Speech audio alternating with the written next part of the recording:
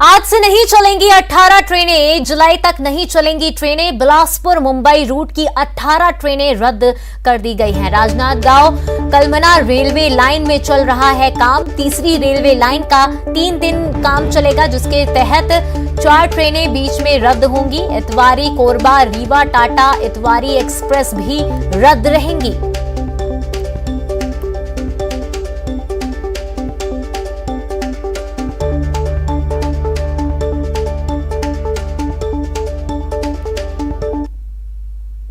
और जगदलपुर से बड़ी खबर, 4 जुलाई तक यात्री ट्रेनें रहेंगी प्रभावित। माओवादियों का दमन विरोधी सप्ताह शुरू हो गया है। 27 जून से लेकर 4 जुलाई तक दमन विरोधी सप्ताह रहेगा। 4 जुलाई तक दक्षिण बस्तर नहीं जाएंगी सभी यात्री गाड़ी। रेलवे प्रशासन ने जगदलपुर तक की ट्रेनें चलाने का निर्णय लिया है।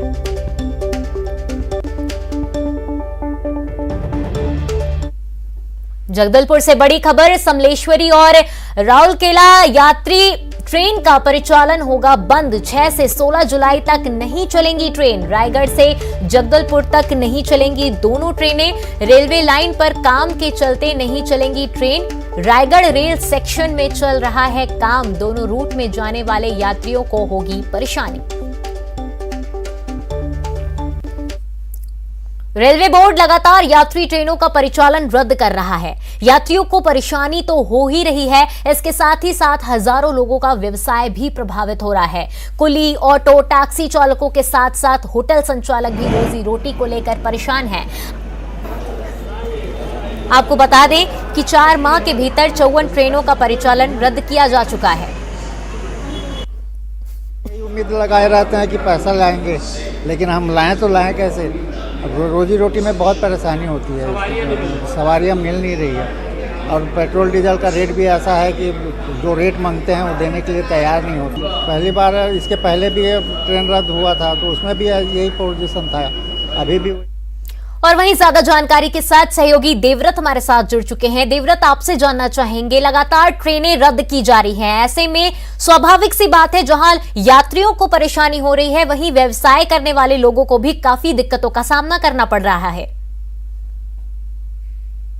जी आयुषी, बिल्कुल। और ये समस्या अभी की नहीं है, पिछले कई महीनों से यात्री जो हैं मुसाफिर, उनकी परेशानी लगभग से बढ़ गई है। पूरी गर्मी की छुट्टियां निकल गई और इस दौरान कई सारी जो ट्रेनें हैं वो रद्द रही। पहले ये देखा गया कि छात्र आंदोलन के चलते, फिर पहले कोयले की कमी के चलते ट्रेनें रद्द रही और उसके बाद छात्र आंदोलन के चलते रद्द रही। उसके बाद इंटरलॉकिंग और मरम्मत का काम जो जारी था उसके बहाने से ट्रेन रद्द रही। और अभी फिर एक बार 21 ट्रेनें जो हैं वो प्रभावित हुई हैं, जो कि ज़्यादातर मुंबई रूट की हैं और उनमें से 18 ट्रेनें रद्द हो गई हैं और जो बाकी ट्रेनें हैं वो तय सीमा से पहले ही जो अपने गंतव्य हैं उनसे पहले ही समाप्त हो जाएंगी। इसके अलावा ये बताया जा रहा है कि कुछ और ट्रेनें हैं, गोंदिया बरौनी एक्सप्रेस है, वो भी रद्द कर दी गई है। वहाँ पर इंटरलॉकिंग का काम चल रहा है। तो कुल मिलाकर के लगातार जो मेंटेनेंस का काम हो, चाहे वो कोल की कमी हो या फिर छात्र आंदोलन, इन तमाम वजहों की वजह रही है जिस कारण रेलवे पर खासा असर पड़ा है